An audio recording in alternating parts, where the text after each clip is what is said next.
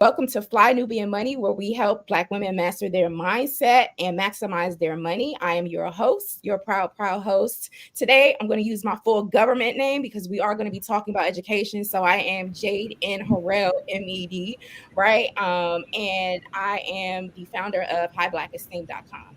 Today, we are talking about a literacy crisis in America. We're exploring this topic that some educators are saying that our children, Black children, don't know how to read, like literally are graduating high school and don't know how to read. And then we also had the governor this week of California, Kathy Hochul, excuse me, the governor of New York State, Kathy Hochul, who claimed that Black children in the Bronx don't even know what a computer is. So I am joined today by our queens. We have Miss Laura Lala Key. She is an international real estate agent. Hello, welcome. Hello. We're also joined by Miss Athena Gardner. She's a CPA and founder of her organization, WeWealthWomen.com. And we're welcoming for the first time an exquisite author, Miss Erica Lewis. She's the author of Faith in Transition, and she's the founder of Faith in Transition LLC. So welcome, ladies. Happy Friday. How y'all doing? It's Friday. It's Wow. It is. It really is. Right. And we've been rocking hard all week with our Fly Nubian Money segment right here on the Fly Nubian Queen Network. So make sure y'all are liking and sharing this broadcast and subscribing. I know all of us have gone to school, right? Some of us may have children in school. Some of us may be supporting children, young adults. But let's talk about this literacy crisis.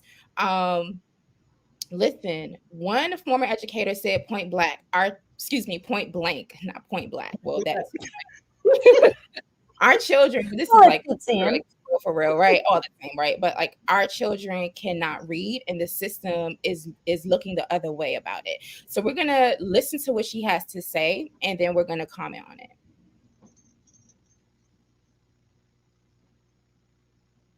I know the screen was shared, but it just went away. Well, while we get that up, she says, quote, our children cannot read and the system is looking the other way. They're well aware that the children are not learning, but they still pass them on to the next grade. What do you all think about that? Let me hear from Miss Erica. You know, you're an author, right? And so literacy is something that's really important to you and your brand. What are your initial thoughts about the state of literacy right now in the community? You know, it's funny because some years ago I did community access television, and this was a topic, and it was back in 2003-4 when President Bush had implemented No Child Left Behind. And I think people are forgetting that this is the result of No Child Left Behind. That was he implemented that bill in 2002, I believe it is. So we're looking at 22, 23 years later, and these are the repercussions of it. Because now you have educators coming from different regions of the world coming over to, let's say, New York on the East Coast.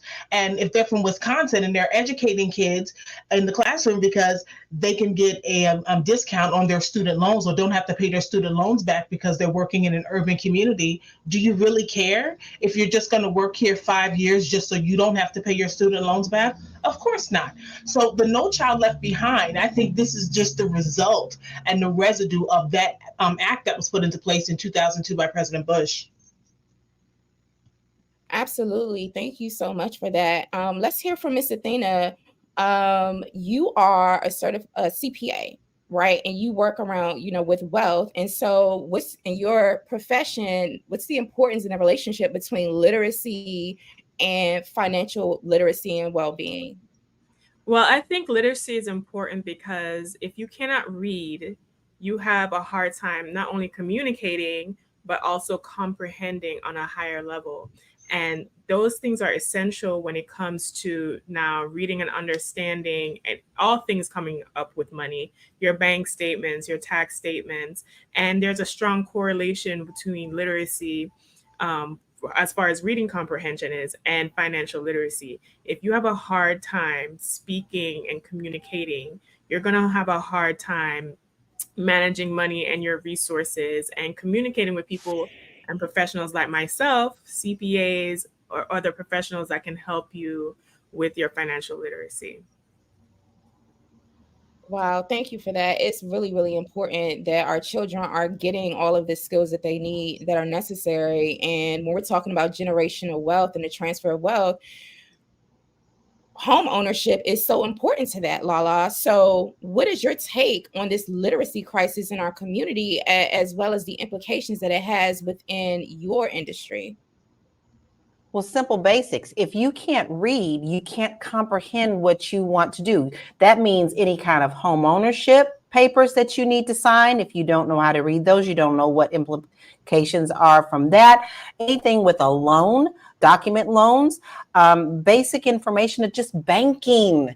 When you think about going to the bank, you have to read your documents. So it's not just that. It falls into many other things. If you can't read, you can't comprehend math, you can't comprehend history, you can't comprehend any basics that you have. But I'm literally seeing this when it comes to people who come to me to buy a house.